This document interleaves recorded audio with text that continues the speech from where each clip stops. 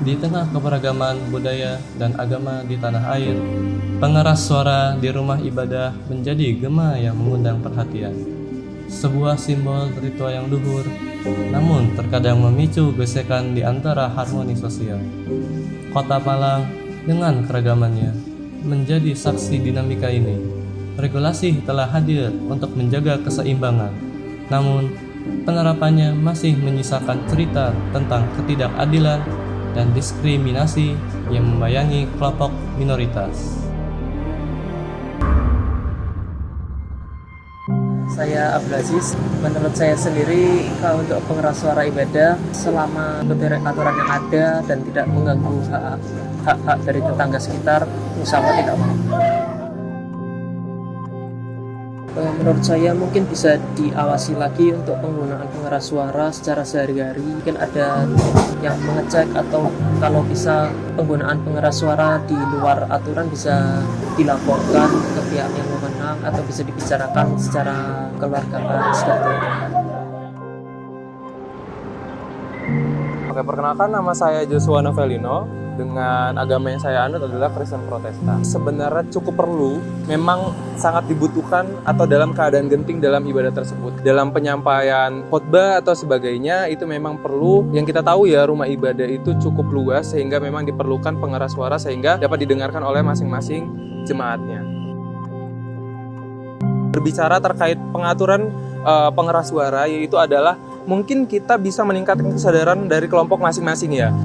Mungkin dari suatu kelompok yang memang mungkin masyarakatnya juga banyak dan ingin tujuannya untuk mengingatkan masing-masing jemaatnya, ya nggak apa-apa. Juga cukup banyak bangunannya sehingga mungkin bisa diatur volumenya, jadi bisa menyesuaikan dari lingkungan tertentu sehingga memang tidak akan bertabrakan dengan bangunan lainnya dan tidak menimbulkan suatu kebisingan mungkin ya pada porsi yang sesuai.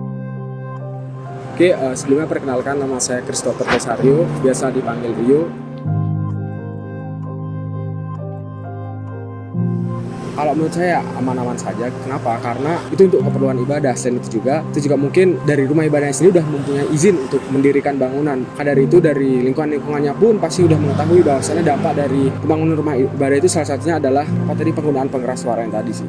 Sudah ada dan memang sudah baik untuk diterapkan. Namun sebenarnya yang perlu diubah itu dari individu masing-masing. Kita tuh harus memang saling toleransi antar agama yang satu dengan yang lain, antar agama Katolik dengan Kristen, Kristen dengan Muslim, Muslim dengan Hindu, Hindu dengan Konghucu, Hindu dengan Buddha, maupun yang sebagainya. Karena kita satu Indonesia, dan Indonesia merupakan negara yang terdiri dari berbagai agama, berbagai suku, dan berbagai ras. Maka dari itu kita harus saling menghargai satu sama lain.